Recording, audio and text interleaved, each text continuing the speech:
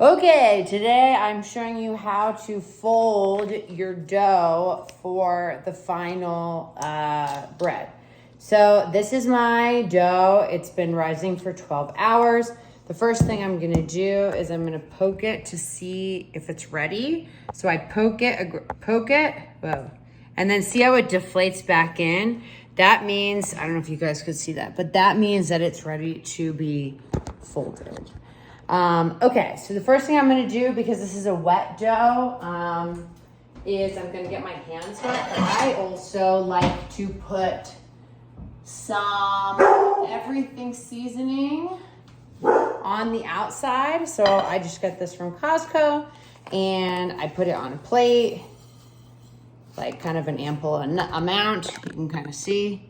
So I'm gonna dip the dough after it's shaped in that so that I can get the seeds on the outside.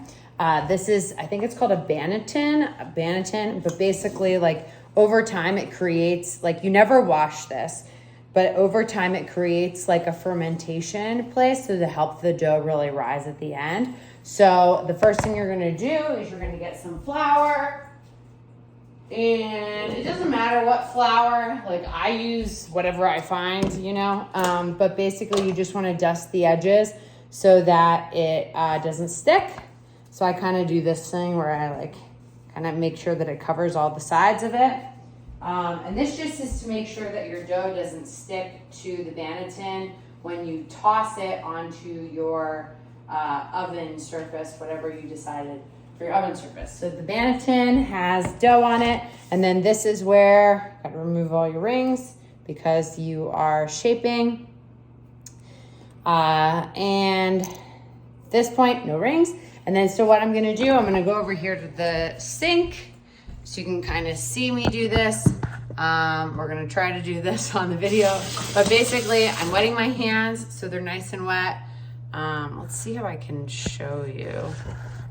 Here, there we go.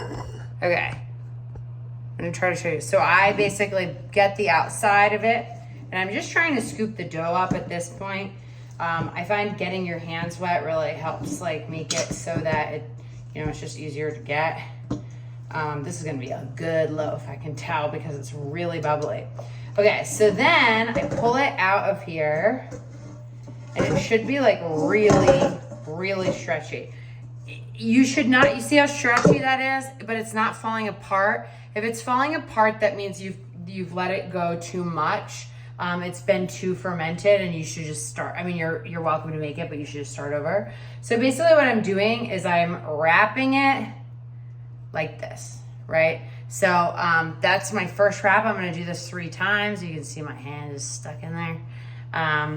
But just if your hands get really stuck, just keep wetting them. It's a wet dough, so this is basically how you do it. So I kind of think of this as like holding a baby, you know, where they're like, when their legs like don't really work.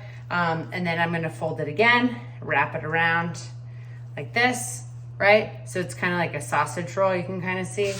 And then we'll do one more. And then this third one is where I'm really shaping the dough. So I'm gonna grab the banneton so that I can show you how okay, so, we're gonna move again. Oh boy, I got dough hands. Whoops, sorry everybody. Okay, so now I have my plate in front of me, I have my banneton. I'm gonna twirl it one more time. And then basically like all this stuff, I want that to be on the bottom. So I'm kind of like pushing all of the opening to the bottom like this. And I want it to be like really as tight as I can. Like basically you want it to really be like a kind of like a scrunchie that's closed. I'll show you it at the end because right now I'm gonna try to put the seeds on. So this is what I do. Because I like the crunch of this. That's good enough for me. And then I go ahead and put it in the banneton. Okay? So in the banneton, I'll show you my scrunchie. You see how that's like a scrunchie, kind of? It's expanding a little bit. That's no problem. We're okay with that. This is now going to go in the refrigerator so that it hardens up before I bake it. And that is how you shape.